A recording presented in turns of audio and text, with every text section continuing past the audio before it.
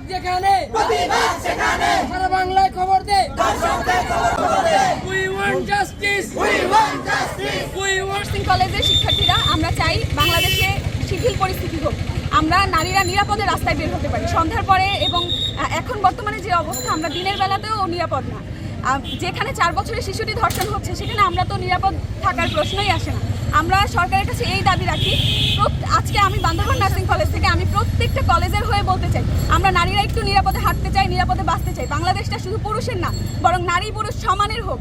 আমরা যেন আমাদের দাবিগুলো নিয়ে সমানে চলতে পারি, আমাদেরকে কোনো জায়গায় নারী বলে পিছিয়ে রাখা না হোক এবং ধর্ষণের শিকার না হোক। নারীর সবথেকে গুরুত্বপূর্ণ অংশ আমি মনে করি লজ্জা।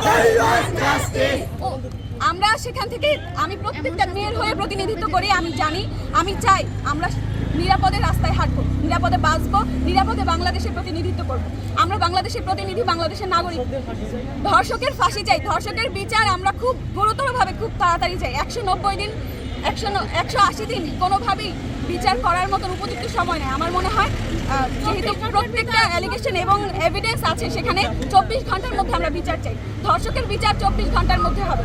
শুধুমাত্র কিছু পুরুষের জন্য পুরা বাংলাদেশে আমরা পুরুষরা আজ অবহেলিত, কারণ সবাই মনে করে যে সব পুরুষ খারাপ, কিন্তু কিছুমাত্র পুরুষের কারণে আজ আমাদের নারী সমাজ আতঙ্কিত, তারা রাস্তায় বের হতে ভয় পায়। আমরা আমাদের অবস্থান থেকে আমরা এটা পরিষ্কার করতে চাই যে 24 ঘন্টার মধ্যে ধর্ষকের শাস্তি নিশ্চিত করতে হবে।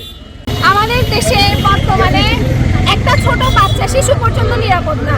যেই দেশের মধ্যে ধর্ষককে আমরা চিনি, কোন শিশুটা ধর্ষিত হয়েছে সেটা আমরা চিনি, সব ধরনের আলামত যেখানে আছে, তারপরও কেন বিচার হচ্ছে না? আমরা এই ধর্ষকদের বিচার চাই, 24 ঘন্টার মধ্যে ওদের দৃষ্টান্তমূলক শাস্তি চাই। এমন শাস্তি হোক যাতে ওই ধর্ষককে দেখে ভবিষ্যতে অন্যকে এই ধরনের অপরাধ করতে ভয় পেয়ে যায়। এরকম আমরা দৃষ্টান্তমূলক শাস্তি চাই, 24 ঘন্টার মধ্যে জনসম্মুখে ওদেরকে শাস্তি দেওয়া হোক। ধর্ষকের ঠাঁই নাই, তুমি কে আমি কে, আমার We want justice.